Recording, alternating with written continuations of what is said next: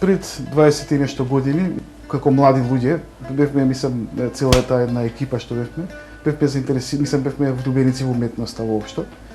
Јас претходно немав некакви искуства во областа на сликарството, меѓутоа љубовта кон што се роди, убавината што ја најдов во нашите икони и фрески, ме поттикна да видам што е толку, која е таа длабочина што ја има тие бидејќи теолошки необразовани, првиот контакт со иконите и воопшто со фреските, со црковното сликарство беше чисто од естетски природа.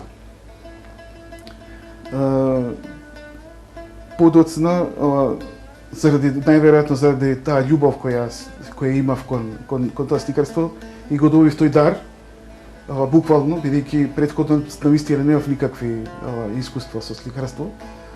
Го добив тој дар кој морав да го удобрувам, да го умножувам, тој талент. Од први, бидејќи немаше каде да се, почнав прво теориски да се образувам и во однос на технологијата и во однос на теологијата на иконата. Подоцна, откако мојот брат се запише на теолошки факултет, се запознав со тие луѓе таму што се, и беше многу полесно да стигнам и до нека литература по-конкретна што ме интересираше за проблемите на кои не идував конкретно во почетокот. Што се однесува до теологијата, до технологијата, некои пријатели мои од Републички завод за заштита на споменици ми помогнаа тука доста. Меѓутоа најмногу и од литературата што имаше, од стари термини, од древните зографи кои работеле, меѓутоа најмногу со работа. Мислам, бидејќи секоја школа, секоја работилница зографска си има свои правила на работа, иако тие се многу едноставни, многу слични, само со една континуирана работа може да се стигне.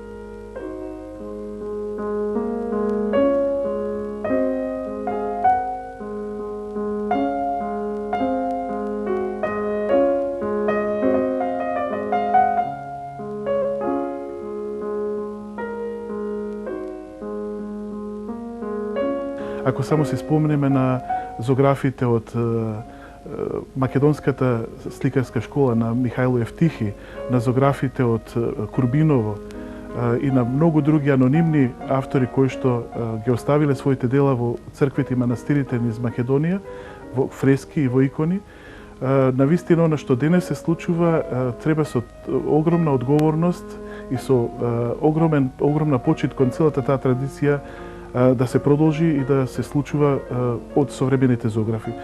Фала му на Бога што ние денес имаме навистина исклучително добри мајстори, како во манастирите, така и меѓу мирјаните кои што се занимаваат со оваа прекрасна уметност и занет. И денес можам да заклучам дека таа традиција се развива на вистински начин, особено кај оние луѓе, и тоа се забележува на нивните дела, кои што не само што сликаат во манирот на словено-византиското сликарство или во манирот на македонската сликарска зографска традиција и школа, туку и кои што го живеат тој живот кој што е пропишан според каноните за оние кои што се занимаваат со зографскиот занет. Во традицијата постојат правила кои што за тоа како треба да живее зографот, за тоа како треба да се подготвува зографот за својата работа, правила кои што се однесуваат на тоа, на постот и молитвата, на посебното духовно правило кое што тој треба да ги има. И ако човек навистина не само практикувајќи автентичната технологија на сликањето, туку и автентичниот живот на зографот, тогаш самите дела зборуваат за една автентична, непрекината традиција која што со векови екзистира и се развива и кај нас и секаде во светот.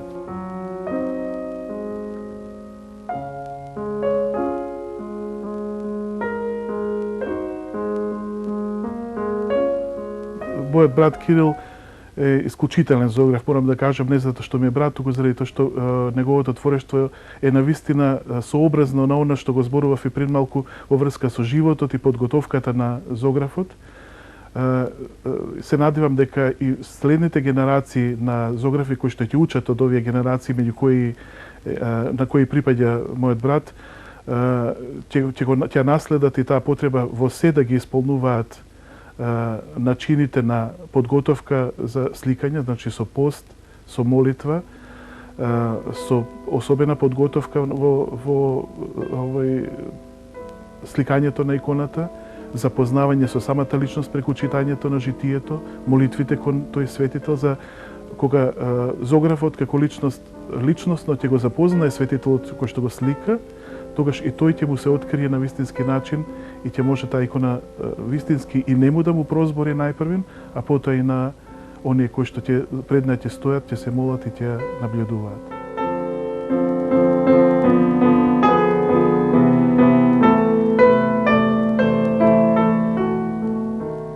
Јас сум зограф, сликам икони и тие икони одат кај луѓе кои имаат однос кон иконите. Значи тоа ми е најбитно. Инаку има се дека еве што се десува до иконите на вистина не би можело. Ако што се десува до фрески, практично низ цела Македонија имам работено последниве 15-20 години. Заедно со мојот покоен колега Лазар Лечич, заедно работиме 15 години. И имаме насликано едно повеќе од десетина цркви низ цела Македонија, комплетно сликани, плюс и други цркви кај што имаме фрагменти сликано, делови од цркви, досликување на цркви и така.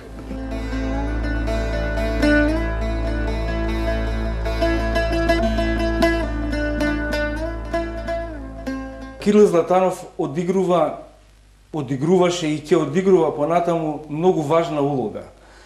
Навистина мислам дека е култна личност за сите нас, бидејќи отварајќи го прашањето на различните медиуми, како што го прави и денес, тој цело време не става во состојба да бидеме и понатаму врзани со таа онтолошка димензија која што мислам дека е суштинско за секој уметничко дело.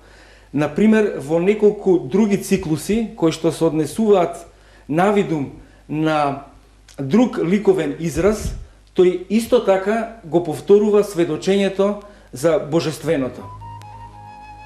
Јас сум среќен што во нашиот дом имаме уште една творба, бидејќи се уште не можам да ја категоризирам во која категорија припаѓа, уште една творба која што навистина исто така не е икона, меѓутоа ги има тие зрачења кои што потекнуваат поточно како да е икона во својата внатрешност. Во таа смисла би било добро да му се даде можност и подстрек да може во повеќе домови и на повеќе места да биде присутен, за да со својата, како да кажам, продлабоченост влијае на сите нас.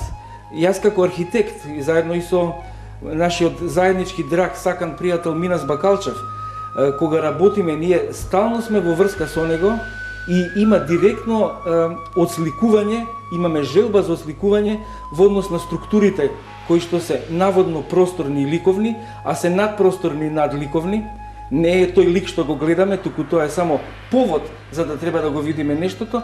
Значи во она што ние го правиме, во тектониката на нештата, стално помислуваме на него и на тектониките кои што тој ни ги нуди во навидум обични разговори, во навидум обични средби, во навидум обични коментари, меѓутоа во таквото обично, во таквото добро се крие неговата димензија, така да ако зборуваме за Кирил Златанов, мислам дека треба да зборуваме за естетскиот лик на неговото битие, значи онтолошкиот, а не само оној физичкиот кој што ни се представува вака пред нас.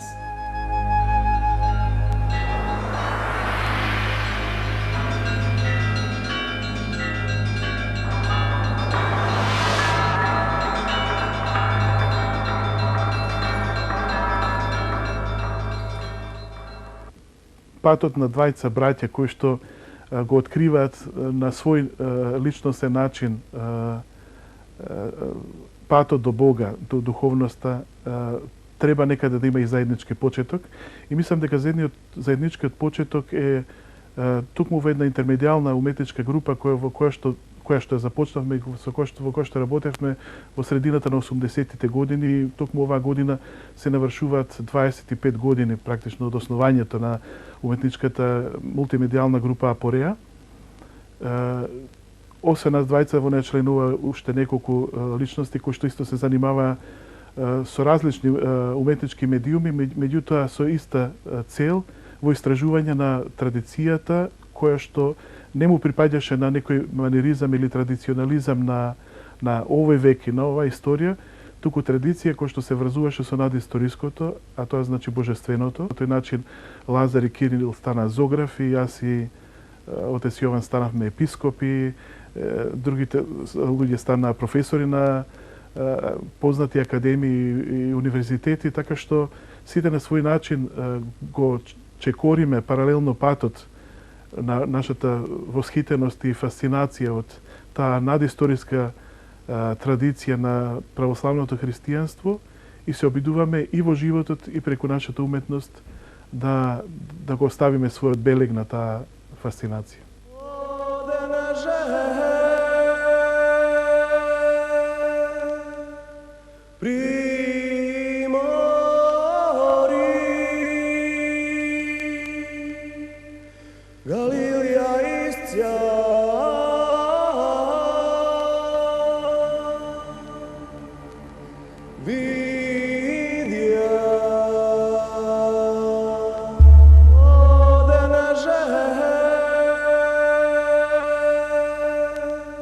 Особеноста на Кирил Златанов за македонскиот културен круг, за македонската културна сцена е толку важна што тој, заради тоа што тој со своето делување ги надминува границите на културното, кои што вообичаено ние имаме навика да ги сознаваме.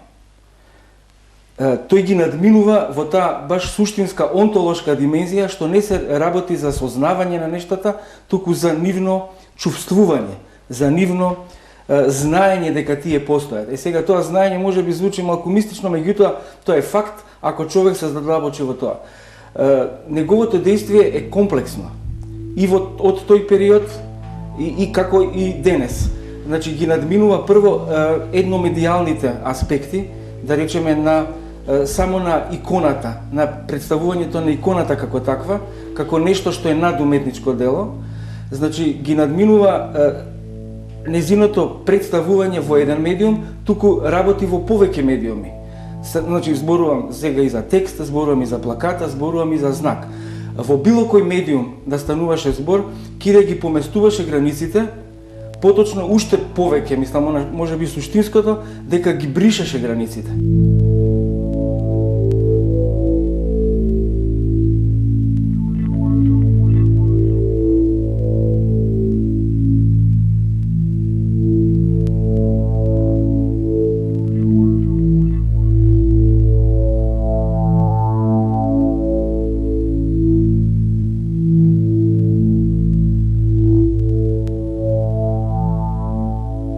Свети Јован Дамаскин е еден од најзначајните бранители на светите икони и оној кој што ги постави темелите на иконологијата. Во таа смисла, тој ја направи основната дистинкција за која што беше обвинувано иконопочитувањето, а тоа е дека се преку иконите, преку цртањето на ликовите на светиите, всушност христијанството влегува во некакво идолопоклонство. Тој го објасни тоа на тој начин што преку иконата на нашиот Господ Исус Христос или преку иконата на Мајката Божја, кога вели ние кога се поклонуваме на иконата и кога ја почитуваме иконата, ние всушност го почитуваме ликот кој што е насликан на неа, а не самото дрво и бојата која што е нанесена на дрвото. На тој начин нашиот однос е личносен, духовен, а не идолопоклонички. Исто така, пак на другата страна од таа традиција во 20 век, отец Павел Флоренски, пишувајќи исто така за теологијата на иконата, вели иконата не е нешто материјално, таа е прозорец кој што е отворен кон Царството Небесно и човекот преку тој прозорец може директно, личносно да обшти со светителот што е насликан, или Господ Исус Христос или Богородица, кои што се насликани на самата икона.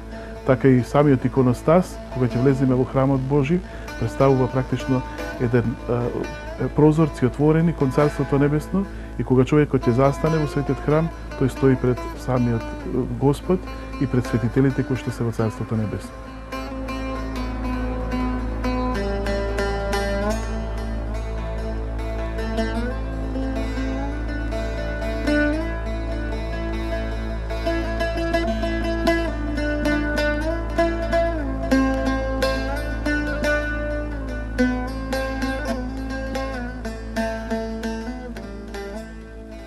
Јас имав среќа да дојде во нашиот дом.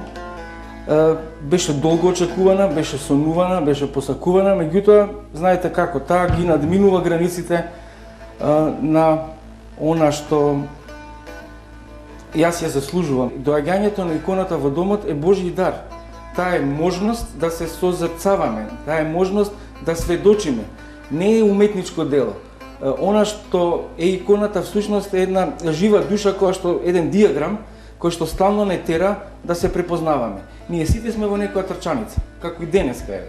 Претходно, после ова средба и така, меѓутоа во еден момент човек станува дел од таа соборност која што зрачи, која што таа ја представува. Оваа состојба на тројство, на три ангели, на Отецот, Синот и Светиот Дух, едноставно вас ве повикува да се исповедате. Тоа може да бидат секунди, меѓутоа вие не сакајки станувате, или сакајки уште подобро, станувате дел од една мисла, станувате дел од една стварност.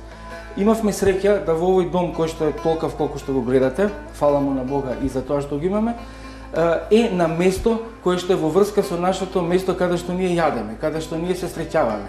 И всушност ние никогаш не сме сами, таа е секогаш со нас.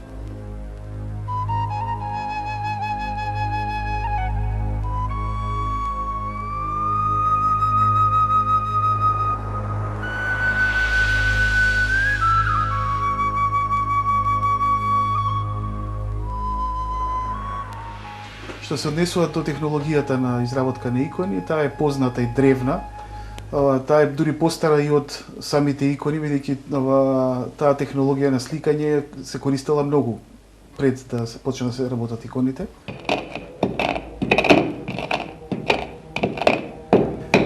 Се работи за, да кажем конкретно за иконите на даска, се работи за јајчена темпера со минерални пигменти земјани. Тие се, значи, со нанесување на припрема на дрвена подлога, на даска, со претходно се лепи платно на неа како арматура. И мислам во основа се слика иконата, позлата има од злато кое меѓутоа и самите бои и златото што се нанесува си има своја не само технолошка, туку и теолошка позадина. Таа техника во црквата е установена не само заради тоа што е древна, туку затоа што е трајна. Таа е многу едноставна за работење, иако сега и низ вековите пробале многу мајстори, многу зоографи или сликари да употребуваат и други техники на сликање, како што е да кажеме енкаустика, сликање со восок или уљано сликарство, маслено сликарство. Меѓутоа, тие сите се покажале како многу тешки за сликање и нетрајни. За разлика од тоа имаме икони кои се по 1000 години стари, кои ништо не им фали, се наистина се е трајна технологија. Секоја зографска работилница, секој зограф си има своја некоја техника на работа и употреба на материјали. Тие се за малку се разликуваат, меѓутоа се разликуваат така да човек кој ќе земе да ги проучува тие ерминии, како што се нарекуваат тие книги зографски кои помагаат на зографите да проникнат во занаетот, ќе се најдат безброј рецепти. Тие се во основа сите исти, меѓутоа баш таа слобода што има човекот секој зограф да си ја прилагоди таа технологија на својот израз, мислам дава голема лепеза на можност. Таа икона не е моја само, мислам, јас уште кога ја работам, таа веќе е на сите. И немам таков однос кон иконата као на нешто мое кој јас бидејќи зографите не се сметаат себе си за автори на иконите. И затоа на зографите никогаш не се подпишуваат на своите дела. Бидејќи тие се сметаат само како рака Божја која е тука да ни открие иконата пред верните, пред луѓето. Род православен христијански, да го спомене Господ Бог во своето царство, сега секогаш и во вечни векови. Амин. Архиерейството Твое да го спомене Господ Бог во своето царство, сега секогаш и во вечни векови. Амин. Блаженнейшиот архиепископ наш Стефан, честното презвитерство у Христа дјаконството, преподобното монаштво си од црковен клир и народ, да го спомне Господ Бог во своето царство, постојано сега и секогаш и во сите векови.